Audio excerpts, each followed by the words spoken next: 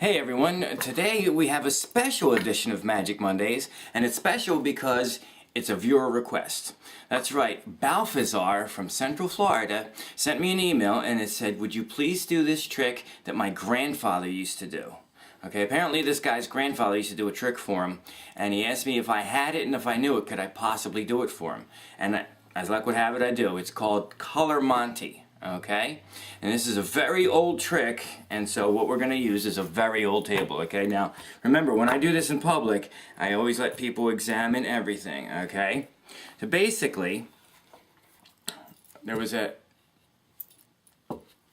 when I was a kid, I went to a carnival for my very first time by myself. I was about 8 or 9 years old, and there was I wanted to see all the games and the spinning wheels and things like that.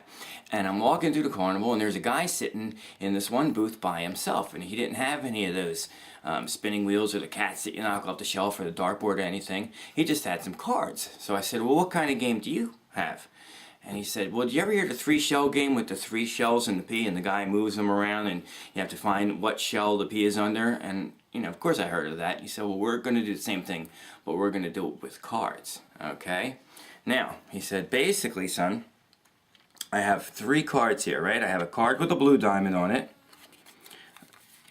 I have another card with a blue diamond on it, and these are really old, and a card with a red diamond on it. He said the red card's going to be the money card. I'm going to shuffle them up. You tell me where you think the red card is, 1 chance in 3. And he said, but it's going to cost you $1. And as I went in my pocket to get my $1, the guy made a slick little move like this, and he didn't think I saw him, but I did. So he said, okay, son, where do you think that red diamond is? And I said, I know, it's on the bottom. He said, well, I'm sorry, but you owe me $1.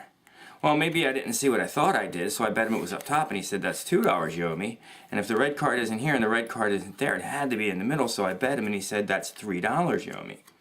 So I'm $3 in the hole, I'm not having fun. And the guy said, well, tell you what, you seem to find plenty of blue cards. Fine, tell me where the blue cards are. So I said, okay, I know I saw one on the bottom, and he said, that's $4 you owe me. And if there wasn't a blue card on the bottom, I remembered seeing one up top, and he said, that's $5 you owe me. And if it wasn't here and it wasn't there, it had to be a blue card in the middle, and I bet him, and he said, that's $6 you owe me. So I'm not having fun at all. So I said, you know what, I bet you're using more than 3 cards, which is probably what you're thinking.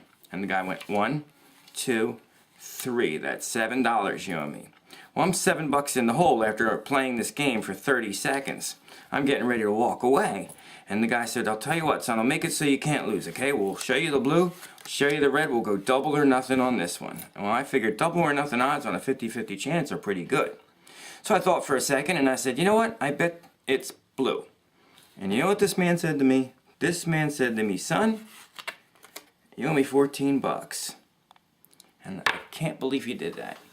Well, anyway, that one's for Balthazar, who sent me an email asking me to do this trick for him. I hope you guys enjoyed it, and be sure to tune in again next week.